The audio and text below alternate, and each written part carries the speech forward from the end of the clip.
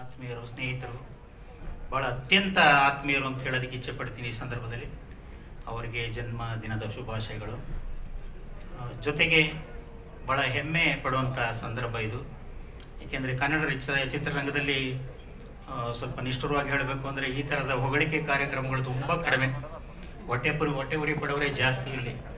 ಹಾಗಾಗಿ ಎಲ್ಲರೂ ಕೂಡ ಭಾಳ ಹೆಮ್ಮೆಯಿಂದ ಅವರ ವಿದ್ವತ್ತನ್ನು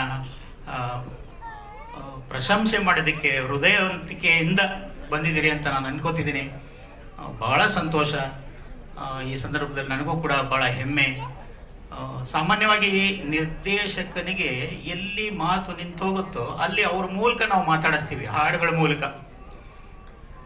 ಹಾಗಾಗಿ ನಮಗಿಂತ ಹೆಚ್ಚು ಅವರು ಸುಶ್ರಾವ್ಯವಾಗಿ ಮಾತಾಡುವಂಥ ಕಲಾವಿದರು.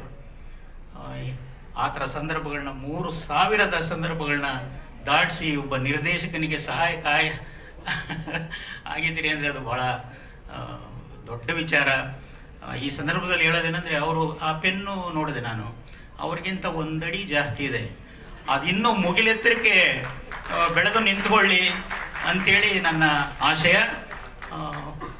ಕರ್ನಾಟಕದ ಮಟ್ಟಕ್ಕೆ ಅಲ್ಲ, ರಾಷ್ಟ್ರ ಮಟ್ಟದಲ್ಲಿ ಎಲ್ಲ ಪ್ರಶಸ್ತಿಗಳು ಅವರ ಕಿರೀಟಕ್ಕೆ ಗರಿಯಾಗಿ ಬಂದು ಸೇರಿಕೊಳ್ಳಿ ಅಂತೇಳಿ ಈ ಸಂದರ್ಭದಲ್ಲಿ ಹೇಳ್ತಾ, ಭಾಳ ಅತ್ಯಂತ ಅದ್ಭುತವಾದ ಪ್ರತಿಭೆ. ಇನ್ನೂ ಹೆಚ್ಚು ಹೆಚ್ಚು ಅವರು ಗೀತೆಗಳನ್ನು ಬರೀಲಿ. ಕನ್ನಡ ಚಿತ್ರರಂಗಕ್ಕೆ ಅವರ ಸೇವೆ ನಿರಂತರವಾಗಿರಲಿ.